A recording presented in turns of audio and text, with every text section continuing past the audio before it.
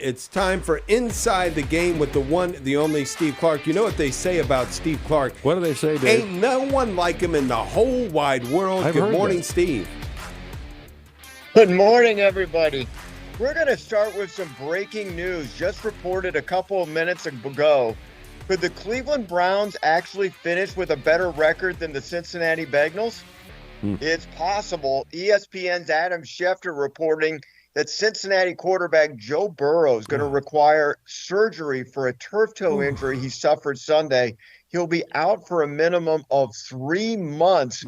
Also could be out possibly for the entire 2025 pro football season. Whoa. So this is just huge news breaking just a couple of minutes ago. And everybody in Cincinnati said, well, at least we have Jake Browning. No, they didn't. They didn't say that. This is crazy because this is a repeat, right, Steve? He missed at least a good part of not last season, but the season before.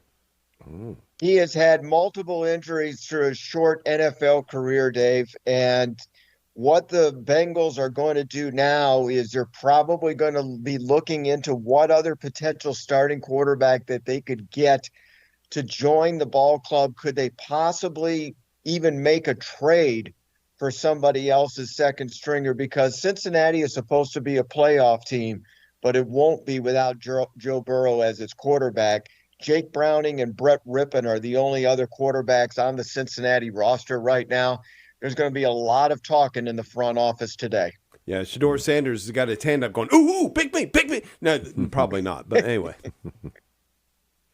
Yeah, how about lots those going on? The Detroit Lions, I was gonna say, after a NFL dismal showing in last week's. It's busy Go ahead, weekend Brian. for the NFL. I was just going to ask you about the Lions. Of course, they really played a good game. Yeah, they had a real dismal showing at Lambeau last week in the opener, but they reminded their fans and the league that they can still be an offensive juggernaut. They beat the Bears 52-21, and why that's important is that they did it without Ben Johnson. Ben Johnson has rightfully taken a lot of the credit for the creativity and scoring punch as the offensive coordinator the past few years for the Lions. But over the winter, he left the Lions to become the head coach of the same very Chicago Bears team that got thumped yesterday. The Lions were desperate not to go 0-2 and losing 2 divisional games. Instead, it's the Bears that now wear that badge.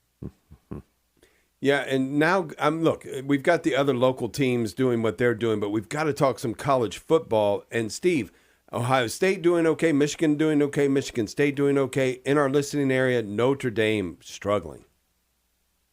Well, you talk about being desperate not to go 0-2. That's where Notre Dame is at after 2 games of college football. Yeah. And it's a huge problem because last year's national title runner-up is now in extreme danger of not even making this year's playoff at all.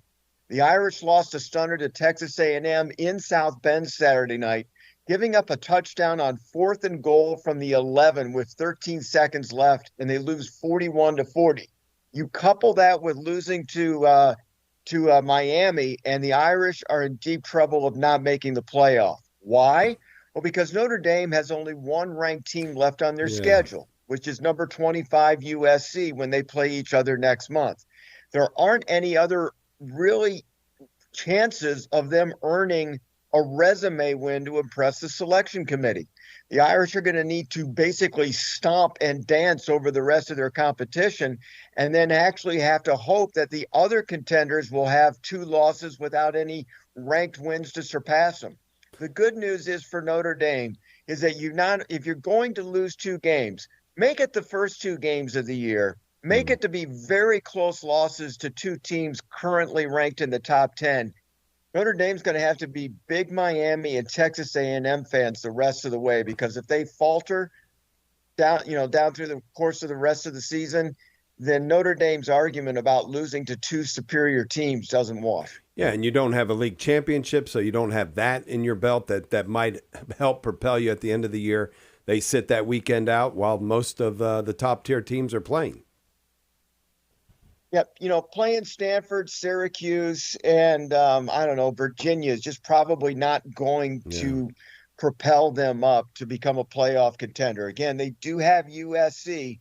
They're going to have to root for them to play well the rest of the year, too. I mean, Notre Dame's on real thin ice. Buckeyes looking good, though. Well, the Buckeyes are the number one team in the nation. They didn't start off that way. If you remember, Texas was number one. Ohio State beats them. And they've got a bye week this week, so they get to rest up. Their next game is at Washington, and it's going to be a real interesting build-up. But I'm going to save the details for next week. Okay, sounds good. How about Michigan? Well, Wolverines fans over the weekend got exactly what they wanted to see at Michigan Stadium Saturday. They took the kids' gloves off of quarterback Bryce Underwood in the 63-3 win over Central.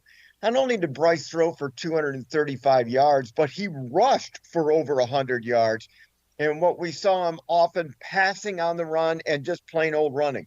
And after a week of knee-jerk reactions from fans and media about wasting Underwood's talents, it was exactly what the doctor ordered. Now, this weekend, it's going to feel like a figurative do-over for Michigan as they travel to Lincoln, Nebraska instead of Norman, Oklahoma. The Cornhuskers have outscored their last two opponents 127-7 while giving up a total of just 335 yards in their two blowouts. So this is going to be a big game. I think Nebraska is a slight underdog in this one by a field goal, but that line could change during the course of the week.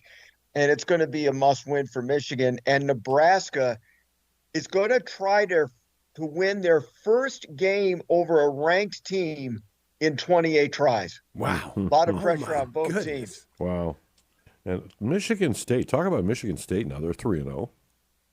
Well, they're undefeated. I mean, and that's news in itself. They had a closer than expected affair with Youngstown State last weekend. But as expected, quarterback Aiden Childs is maturing and the team is gaining confidence, especially after beating Boston College in double overtime the week prior.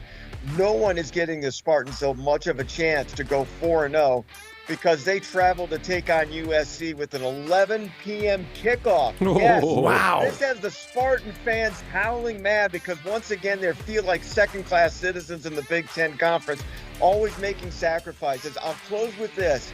I think if the Big Ten ever had to clean a dirty bathroom, they'd make Michigan State or Rutgers do it.